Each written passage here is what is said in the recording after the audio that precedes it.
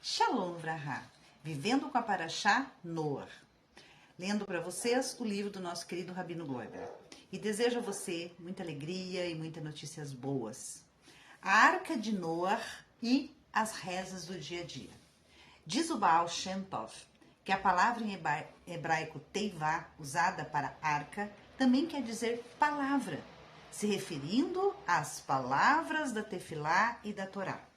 Nessa hora tão difícil para todo o nosso povo, não devemos pensar por que Hashem nos colocou na arca e não no hotel de 5 estrelas.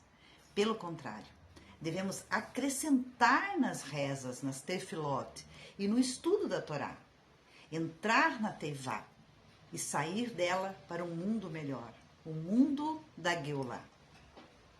As 10 gerações de Adão e Eva e Havá, Adão e Eva, até a Arca de Noah, nossa Parashá, ela nos conta que as pessoas das 10 primeiras gerações, a partir da criação do mundo, se comportaram então de modo muitíssimo mal, a ponto de Akadosh Baruch Hu ter que decretar um dilúvio, ter que decretar um extermínio daquela geração. Essas 10 gerações estavam mais próximas em saber que Hashem criou o mundo muito mais do que nós, pois o primeiro homem, Adão, só faleceu com 930 anos. O que causou para eles serem tão confiantes em si próprios a ponto de verem durante 120 anos Noah construindo a arca e mesmo assim não acreditarem? Não acreditarem que um dia o dilúvio iria chegar realmente? Eis a explicação do Zohar. O Zohar nos conta, como vimos anteriormente, que o Rabi Ia e o Rabi Yuda, eles iam estudando Torá e caminhando. E assim chegaram até as montanhas altas. E nessas montanhas altas, o que eles viram? Eles viram ossos de pessoas muito grandes. Eles encontraram entre essas montanhas ossos de pessoas da geração do dilúvio e andaram 300 passos, cerca de 150 metros, em um desses ossos. E o Zohar não especifica se era o maior osso dessa pessoa ou não. Eles só se espantaram, né, em vista da grandeza do tamanho desse osso e disseram. Por isso disseram nossos sábios que eles não tinham medo dos decretos divinos. O que faziam? Quando se abriam as fontes das profundezas, eles fechavam essas fontes com os pés. Era isso que eles pensavam que iriam fazer. Não se diz por quanto tempo fizeram isso, mas no final as águas saíram fervendo de dentro dessas fontes e eles não conseguiam mais se posicionar contra elas, até que escorregavam, caíram na terra e morriam. E a Guemará, ela nos conta que essas águas levaram esses ossos das pessoas e dos animais que morreram no dilúvio para a Babilônia, que se encontrava na região sul do que hoje é o Iraque e o Kuwait, locais onde se encontram as grandes jazidas de petróleo. Como já foi dito, sabemos que ossos sob pressão se transformam em petróleo. O erro mais comum da ciência é aplicar dados atuais a épocas antigas. Pegar o tamanho das pessoas de hoje e colocar do lado de um esqueleto de dinossauro que viveu antes do dilúvio. Esse é o erro da nossa ciência. Ou, em muitos casos, até desenhar um tiranossauro enorme, olhando bravo e faminto para um homem. Coitado, tão pequeno na frente dele. E depois dizer que leva 500 milhões de anos para esses ossos virarem combustível fósseis. Mas a verdade é que há 5.000 anos todos os dados eram diferentes. A densidade do ar, a influência dos raios cósmicos, a radiação e, principalmente, como vimos no Zohar, o tamanho das pessoas. E se tivéssemos que desenhar de verdade a realidade de antes do dilúvio, teríamos que desenhar o homem de pelo menos 500 metros de altura, pisando sem perceber em um dinossauro, que pobrezinho tinha só 5 metros de altura e 12 de comprimentos, vamos colocar aí. Noah já sabia, antes do dilúvio, que haveria lugares sem dilúvio. A Kadosh Baruch Hu, ele pediu para Noah colocar na arca somente a família dele e os animais e as aves.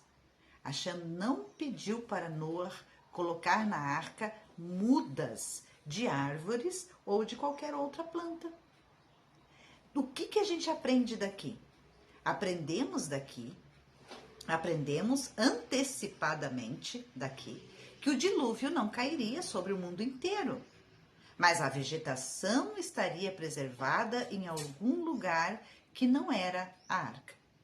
A prova disso foi que antes de baixar a água e a arca estacionar, a pomba que Noah mandou para ver se já havia terra seca, trouxe para Noah um ramo de oliveira, como é sabido de todos. Se o dilúvio fosse sobre todo o planeta, a vegetação e os peixes de água doce teriam desaparecido, não é mesmo? Rabi Hizda, na Guemará, ele diz que o dilúvio não foi decretado sobre os peixes. E o Rabi Yohanan disse que o dilúvio ele não chegou até onde hoje é a terra de Israel. A Guemará ela também justifica que os animais não sobreviveram fora da arca. Eles não sobreviveriam fora da arca, mesmo em um lugar que não foi atingido pelo dilúvio. Devido a quê? Devido aos fenômenos climáticos que aconteceram durante este dilúvio. E isso justifica para nós o fato de Akadosh Baruch Hu ter pedido para Noah fazer a arca. Hashem poderia ter dito para Noah ir para a terra de Israel junto com os animais e as aves. E neste caso, no entanto, o milagre teria que ser muito maior. E Noah não tinha o mérito. Como nos conta a Guemará, Noah não tinha o mérito a respeito desse pasuk, em ser tzadik perfeito na sua geração. Rabi Yohanan explica que na Guemará, que a intenção desse pasuk, desse versículo, é que na sua geração, na geração de Noah, ele era um tzadik perfeito.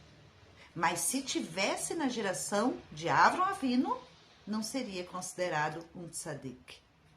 Já estudamos isso durante a Parashá de Noah. Noah não rezou por ninguém, e por isso Hashem pediu para ele construir a arca durante 120 anos. Para quê? Para que todos tivessem a possibilidade de perguntar a ele, perguntar a Noah, por que ele estava construindo uma arca, e assim ele viesse a responder que se eles não parassem de fazer as atrocidades que estavam fazendo, Hashem mandaria um dilúvio e eles seriam exterminados e eles iam morrer. Sobre o que disse o Rabi Yohanan na Guemará, se Noah vivesse na geração de Avram Avinu, não seria considerado um tzadik. Quando calculamos as idades de Noah e de Avram Avinu, vemos que Noah viveu até Avram Avinu ter 58 anos de idade. Então, por que o Rabi Yohanan não considera que Noah viveu na geração de Avram Avinu? Por que ele não considera? Há a opinião de que naquela época Avram Avinu ainda não era um tzadik. E de acordo com outra opinião, Avram Avinu, com 3 anos, conheceu conheceu Hashem, conheceu o seu Criador. E outra diz que ele descobriu a Kadosh Baruch Hu, Hashem, com 40 anos. Outra ainda diz que ele descobriu Hashem com 48 anos. Ou de acordo com a opinião de que ele descobriu Hashem, uma outra opinião, com 50 anos. Seja como for, de acordo com todas as opiniões, com 50 anos ele já era um tzadik, sem sombra de dúvida. E mesmo que Avram Avinu tivesse começado a divulgar a Torá de Hashem, divulgar a Emuná em seu Deus único, na época de Noé, todos já tinham visto que ele estava disposto a dar a vida por isso.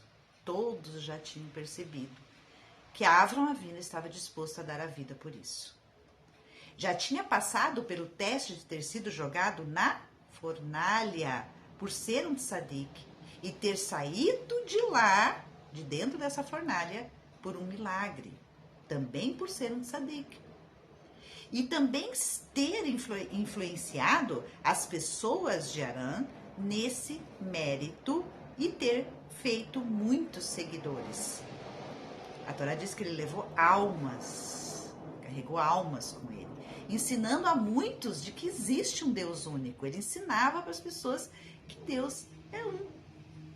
Mas aquela geração ainda somente uma em que Avram simplesmente atuava.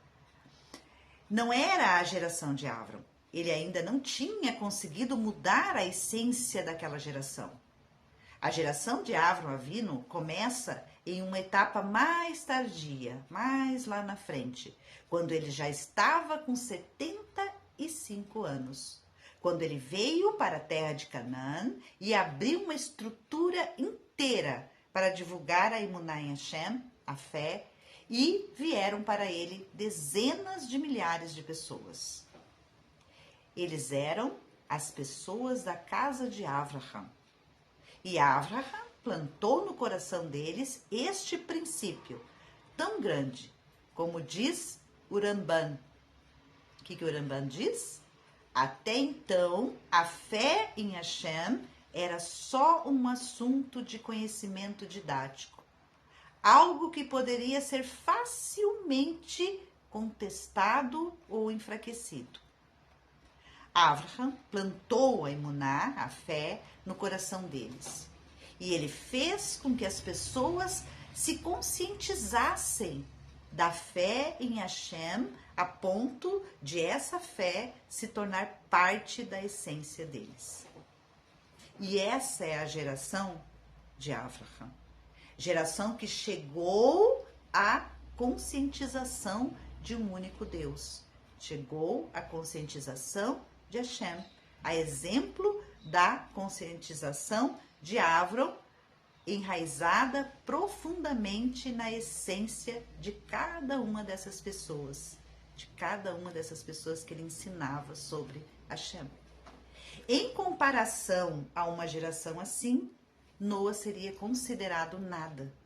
Ou seja, se ele estivesse, não na época de Avram, mas na geração de Avram, ele seria considerado um nada. Bom dia para todos e tudo de bom.